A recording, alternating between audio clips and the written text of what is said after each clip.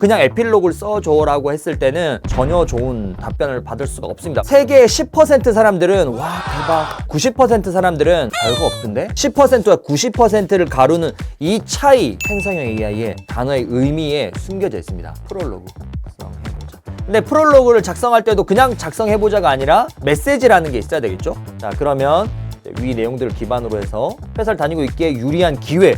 와, 맞습니다. 기회. 와, 그냥 일단 박수를 한번 쳐주고 싶습니다. 안녕하세요. 김교수의 세 가지 채널 구독자 여러분, 반갑습니다. 김동석 강사입니다. 김교수의 세 가지 채널에 벌써 3번 출연을 했는데요. 오늘이 이제 4번째인 것 같습니다. 오늘은 다른 게 아니라 우리 구독자 여러분께 정말 핵심적인 팁을 알려드리기 위해서 왔거든요. 지금 보시면은 AI를 가지고 내가 어떤 거를, 무엇을 하고 싶은지를 생각을 한번 해보시면 좋을 텐데요. 특히 AI라는 것이 젊은 친구들, 이제 막 대학생들, 고등학생들, 아니면은 직장인들만 알아야 하느냐? 아닙니다. 지금 우리 5060, 신중년이라고 하시죠. 5060들에게도 이런 AI가 필수인 시대입니다. 제가 첫 번째로 질문을 한번 드릴게요. 생성형 AI. 세계의 10% 사람들은 와 대박, 최고야 하지만 나머지 90% 사람들은 내가 뭐 써봤는데 별거 없던데? 에이, 그냥 뭐 AI라고 해서 몇 가지 질문하는 정도지 뭐 네이버, 구글과 크게 다를 게 뭐가 있나? 라고 생각하시는 분들이 있는데, 이 둘, 10%와 90%를 가루는 이 차이가 뭔지 아세요? 바로 생성형 AI의 그 의미, 단어의 의미에 숨겨져 있습니다. 다시 말해서 생성, 무엇인가를 생성해주는 도구입니다. 그런데 생각을 한번 해볼게요. 나는 무엇을 생성하고 싶지?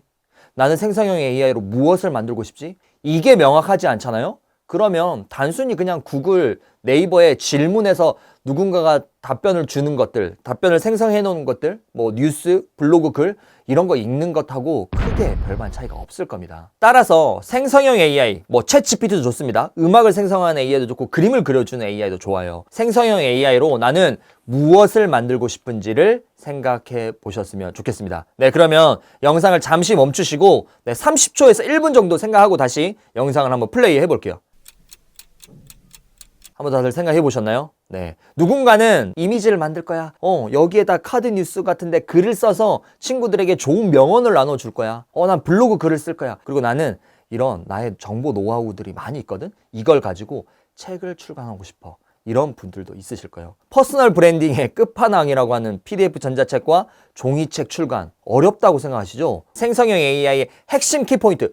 이거를 모르고 지금까지 챗GPT에 질문을 하고 챗GPT를 활용했다? 다 틀렸습니다. 오늘 그 3가지 핵심 포인트를 제가 책 쓰기에 예시를 들어서 한번 자세히 보여드리도록 하겠습니다. 네, 첫 번째 팁입니다. 1 더하기 1은 무엇일까요? 네, 제가 이렇게 질문 드렸습니다. 그러면 다들 이렇게 생각하실 거예요. 1 더하기 1? 왜 저러지? 저 강사 정신 나갔나? 라고 생각하실 거예요. 네, 그럼 제가 챗GPT 한번 넣어보겠습니다. 네, 이렇게 넣으면 2입니다라고 대답을 합니다. 네, 그렇죠? 그런데 제가 이번에 이렇게 질문 넣어볼게요. 10 더하기 10은 덧셈 문제, 10 더하기 10은 뺄셈 문제, 뭐 이렇게 곱셈, 나눗셈 문제. 그럼 1 더하기 1은 무엇입니까? 자, 지금 보시면은 저의 최종 질문은 1 더하기 1은 무엇입니까? 그렇죠? 여기에 최종 질문도 1 더하기 1은 무엇입니까?입니다. 그렇죠? 자, 제가 눌러보겠습니다. 자, 그랬더니 덧셈 문제입니다라고 말하고 있습니다. 자, 이게 다시 한 화면에 한번 담아볼까요? 저의 위의 질문과 아래 질문을 봐주세요. 저의 최종 궁금한 목적, 제가 질문을 넣어서 너 답변을 생성해 라고 하는 것은 1 더하기 1은 무엇입니까? 입니다. 그런데 위의 답은 2라고 대답을 하는데 아래쪽 답은 덧셈 문제라고 대답을 합니다. 이 둘에는 무슨 차이가 있을까요? 네, 앞에 1 더하기 1은 무엇입니까?에는 아무런 정보가 없고, 그리고 뒤에는 앞에 무엇인가의 맥락 정보가 있습니다. 다시 말해서 우리가 책을 만들고 싶다, 전자책을 만들고 싶다 했을 때 내가 어떤 주제의 책을 만들고 싶은데 이 책의 목차를 짜줘. 이거는 뭔가요? 내가 어떠한 앞에 맥락 정보를 주지 않고 그냥 단순 질문을 했습니다. 그랬기 때문에 이미다와 같은 누가 생각해도 될 법한, 나올 법한 뻔한 답을 AI가, 챗GPT가 준다라는 겁니다. 그렇기 때문에 우리는 그냥 단순한 질문이 아닌 추가적인 맥락 정보를 주면서 질문을 해야 된다는 겁니다. 자, 그렇다면 이 앞에 들어가는 맥락 정보는 어떤 것들이 있을까요? 텍스트가 있을 수 있고요. 이미지, 영상, 사운드, 보이스, 아니면 나의 생각들에 대한 어떤 글일 수도 있고 어떤 PDF 추가 자료일 수도 있겠죠. 이 자료를 준 다음에 내가 원하는 책의 주제나 그다음에 책의 목차들을 잡아달라고 이야기를 해야지만이 훨씬 더 현실적인 답변을 생성받을 수 있다라는 겁니다. 그래서 오늘부터 첫 번째 1-1은 무엇입니까?와 같은 질문을 넣어서는 안 된다라는 겁니다. 네, 두 번째 포인트입니다. 두 번째 포인트는요. 자, 지금부터 우리 선생님들이 챗 GPT입니다. 그리고 저는 초등학교 4학년입니다. 자, 그러면 소통을 한번 해볼게요. 안녕 챗 GPT. 네, 보통 제가 이렇게 하면 지금 우리 쌤들도 안녕 이렇게 해주셨겠죠. 네, 소통이 중요하니까. 나는 초등학교 4학년이야. 내가 지금 내일 방학이 끝나. 그런데 1시간 후에 엄마가 내 일기를 검사한대. 큰일 났다. 내가 지금부터 앞문장을 던지면 너가 뒷문장을 완성해줘. 기억해? 난 초등학교 4학년이야. 오늘 날씨가 너무 좋아서. 1번 친구들과 소맥 파티를 했다. 2번 창틀과 방충망을 다 뜯어서 대청소, 락스 청소를 했다. 3번 친구들과 날씨가 너무 좋아서 밖에서 뛰어놀았다. 자, 몇 번이 나올 확률이 가장 높을까요? 3번이 가장 높습니다. 왜요? 어떤 힌트 때문에 그랬나요? 어떤 힌트 때문에? 나는 초등학교 4학년이야입니다. 물론 내가 지금 대학생입니다. 대학생인데 일기를 쓴다라고 했을 때는 뒤에 소맥 파티가 와도 적절해요.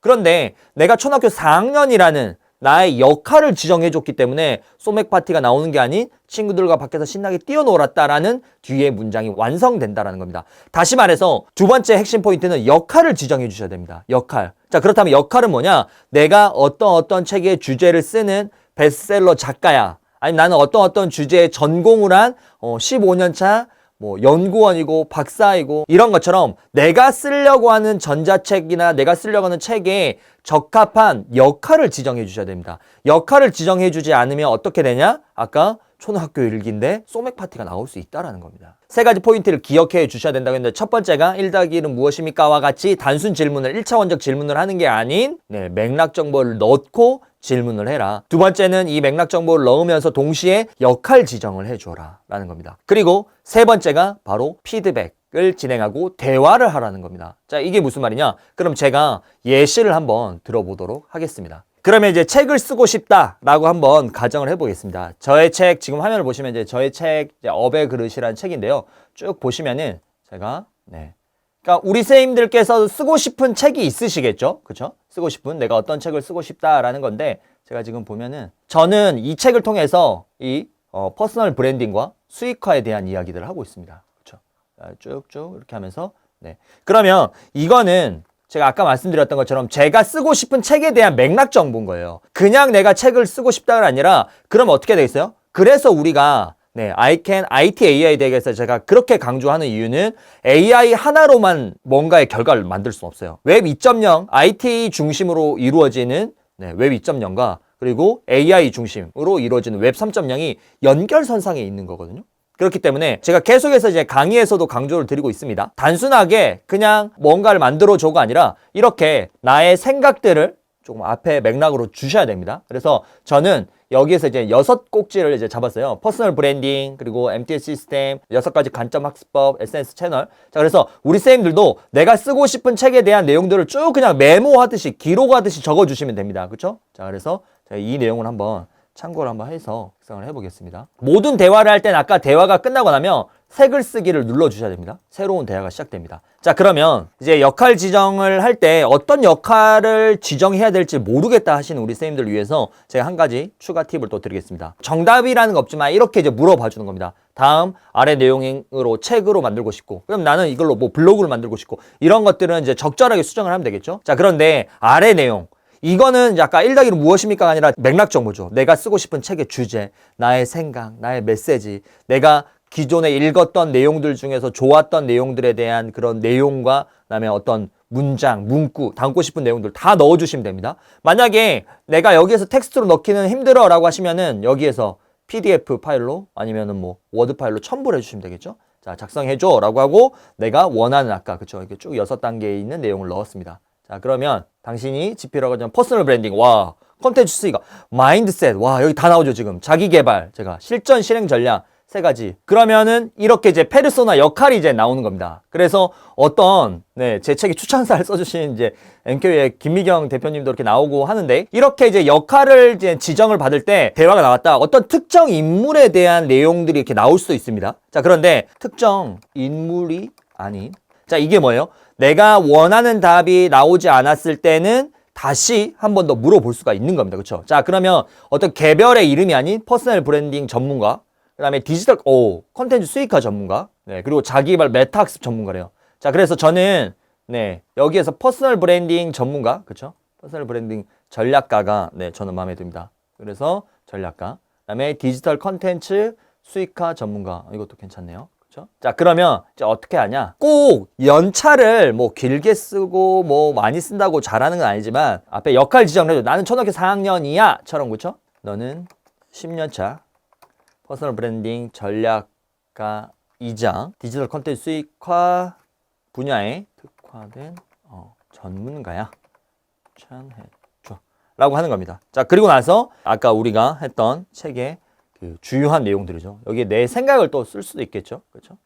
제공한다. 라고 이제 클릭을 해보겠습니다. 그래서 이제 세 번째, 지금 답변이 생성되고 있는데요. 세 번째 핵심 포인트는 대화를 하라입니다. 그래서 우리가 5Y라고 하잖아요. 왜 5번만 그 질문을 하고 꼼꼼히 캐치를 하고 답변을 생성하는 그런 과정들을 거치면 웬만한 것들에 대한 답변이 나온다. 그런데 5번 Y라는 5번의 답을 완벽하게 만들어내기가 쉽지가 않죠. 자, 그렇기 때문에 우리도 단순하게 이런 질문을 해서는 안 된다는 거예요. 단순하게 내용이 너무 짧은데 길게 써줘. 이건 Y가 아니에요. 단순한 지시입니다. 단순한 지시. 단순한 지시가 아닌 어떤 맥락 정보를 주면서 이런 추상적인데 현실적인 사례를 들어서 내용을 디벨롭 시켜줘라고 해야 됩니다. 자, 그래서 제가 목차가 있습니다. 왜 지금 퍼스널 브랜딩인가? 더 이상 하나는 있죠. 1장.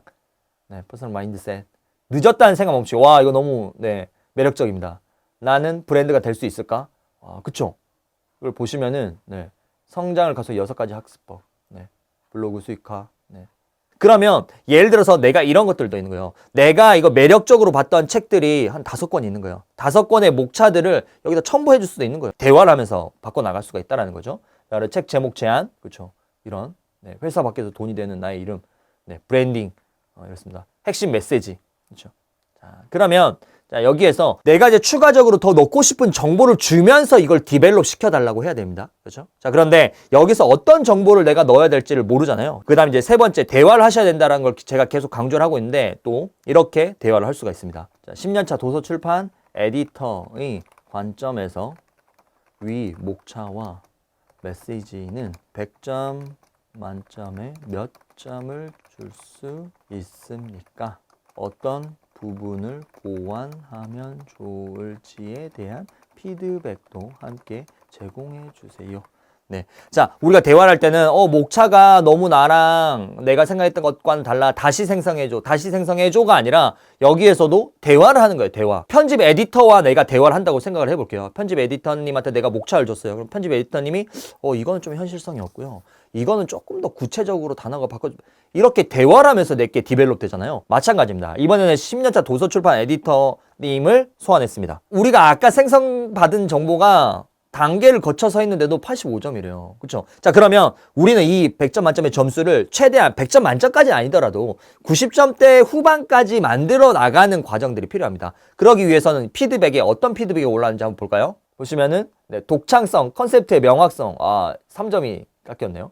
대중성, 읽기 쉬운 구성, 직장인 초보자도 이해할 수 있는 언어로 쓰일 가능성이 높습니다. 다만 3장 6가지 관점 학습법은 다소 추상적으로 느껴진다. 이런 내용들, 그렇죠? 그러면 내가 이제 여기서 피드백을 받은 걸 가지고 여기에 있는 내용들을 보완을 해야 되겠죠. 그렇죠? 내가 다시 그 내용을 주면서 이 내용들의 피드백 내용을 보완해서 다시 목차를 구성해줘. 이렇게 목차를 구성을 하고 최대한 90점 후반까지 가고 나면 그때 이제 그 다음 단계가 이 책의 프롤로그 작성해보자. 근데 프롤로그를 작성할 때도 그냥 작성해보자가 아니라 어떤 메시지라는 게 있어야 되겠죠? 지금 제가 보면은 에필로그를 써달라고 할 때도 에필로그의 핵심적인 내용이 들어가야 됩니다. 그래서 우리가 단순히 챗GPT에게 그냥 목차를 생성해주라고 하거나 그냥 에필로그를 써줘라고 했을 때는 전혀 좋은 답변을 받을 수가 없습니다. 왜? 1-1은 무엇입니까? 2입니다와 같은 뻔한 답을 주기 때문입니다. 그렇기 때문에 앞서 말씀드렸던 것처럼 맥락 정보를 줘야 돼요. 그럼 이 맥락 정보를 내가 외부에서 찾아올 수도 있고 신문 기사에서 이 내용이 좋은데 라고 찾아올 수도 있고, 그렇죠? 그 다음에 내 생각을 여기 정리해서 넣어주면서 요청을 해야 된다는 겁니다. 자, 그러면 위 내용들을 기반으로 해서 프롤로그. 직업 끝나도 업은 계속된다. 제가 늘 강조되는 게 직업이라는 건 회사에서 과장, 차장, 부장과 같은 직이 있고요. 그다음에 회사 밖에서 통한 업이 있다고 생각하거든요. 그래서 저는 업은 이 개인기라고 생각합니다. 내가 회사 밖에서도 먹고 살 수 있는 개인기. 자, 그런데 지금 보시면은 네, 와, 우리가 지금 100세 시대를 살아가고 있습니다. 회사 안에서 은퇴 여전히 50대 초반. 야, 이런 멘트들 너무 매력적입니다. 저도 늘 이런 책들에 관심이 있고 이런 책들을 계속해서 쓰고 있지만 정말 더 구체적이었고 지금 읽어보면은 네, 이거 에필로그 조금만 내가 읽으면서 그냥 멘트 몇 개만 수정하면 바로 에필로그에 들어갈 수 있을, 그렇죠? 재직 중이기에 가능한 시간, 회사를 다니고 있기에 유리한 기회. 와, 맞습니다. 기회. 그때 바로 업을 키워야 합니다. 컨텐츠가 메시지가 담겨 있고, 그렇죠? 직위 시대에서 업의 시대로 당신의 퇴사 후에도 은퇴 이후에도 나의 이름으로 살아갈 수 있기를 바라며 지금 이 책을 와, 그냥 네, 일단 박수를 한번 쳐주고 싶습니다. 왜 그러냐? 네, 제가 이런 책들을 많이 쓰고 그리고 이런 책들 많이 읽고 자기계발서들도 직접 쓰고 있는데 지금 제가 생각했던 내용이 너무 일맥상통하고 그다음에 관통하는 핵심 메시지가 잘 담겼다라는 겁니다. 네, 그래서 제가 오늘 정리를 하면요, 세 가지입니다. 세 가지. 첫 번째, 앞에 단순 지시 질문이 아닌 맥락 정보를 줘라. 근데 그 맥락 정보는 다른 사람의 글일 수도 있고 텍스트일 수도 있고 신문일 수도 있고 영상 자료일 수도 있고 이미지일 수도 있고 내가 정리한 노트일 수도 있고 나의 음성일 수도 있습니다. 나의 철학과 메시지가 담겨 있어야 됩니다. 그리고 앞에 맥락 정보 있어야 된다. 두 번째, 역할 지정을 해라. 우리가 초등학교 4학년한테 소맥 파티를 할 수는 없어요. 그렇죠? 그렇기 때문에 역할 지정을 하라는 거고, 역할 지정을 내가 못하겠다라고 하면은 역으로 먼저 물어봐라. AI에게. 그리고 마지막 세 번째, 끊임없이 대화를 하라. 대화를 할 때도 단순 지시, 1+1은 무엇이니? 와 같은 그냥 1차원적 지시가 아닙니다. 맥락 정보를 주면서 질문입니다. 그렇게 질문을 주고받고 5번 정도만 하잖아요. 훨씬 더 현실적이고 구체적인 그리고 즉각적으로 활용할 수 있는 답이 나온다라는 겁니다. 네, 어떠셨나요? 짧은 강의였지만 정말 챗GPT와 생성형 AI의 핵심적인 내용을 제가 말씀드렸다라고 생각을 하는데요. 이거는 ICANN IT AI 대학의 긴 강의 중에 일부입니다. 제가 정말 열심히 촬영하고 열심히 준비해서 탄탄하게 기획된 강의입니다. 31일에 오픈이 되었으니까요. 우리 신중년 여러분, 그리고 우리 직장인, 젊은 우리 세대의 직장인 여러분, 학생 여러분, 31일 ICANN IT AI 대학에서 우리 함께 미래를 열어갔으면 좋겠습니다. 정말 AI라는 건 도구입니다. 도구인데 어떤 도구이냐? 증폭기입니다. 어떤 AI를 잘 활용할 수 있는 사람이 있고 잘 활용하지 못하는 사람이 있습니다. 그냥 챗GPT에게 단순하게 질문을 하는 것들은 1.5배의 증폭을 시킬 수 있다고 해볼게요. 그런데 이렇게 AI를 잘 다루고 제대로 활용하고 그리고 IT와 AI를 연결하는 순간 폭발적인 힘을 가집니다. 그래서 이 증폭기가 2배, 10배, 20배. 자, 그렇다면 이 둘의 격차가 AI를 다루지 않았을 때는 크게 나지 않더라도 AI를 다루는 순간 증폭을 제대로 한 사람과 그리고 증폭을 그냥 챗GPT 질문을 넣는 거지만 아는 사람하고 차이는 격차가 점점 벌어진다는 겁니다. 우리가 ICANN IT AI 대학에서 IT적인 관점과 AI 관점을 같이 적절히 융합을 해서 나의 경쟁력 그리고 나와 같은 연령대에 있는 사람이 아닌 나보다 더 어린 사람들이 치고 올라오더라도 그들을 이겨낼 수 있다는 겁니다. 그래서 ICANN IT AI 대학에서 우리 나만의 경쟁력 그리고 나만의 증폭기를 폭발시켜 봤으면 좋겠습니다. 네, 그러면 ICANN IT AI 대학 강의에서 뵙도록 하겠습니다. 감사합니다.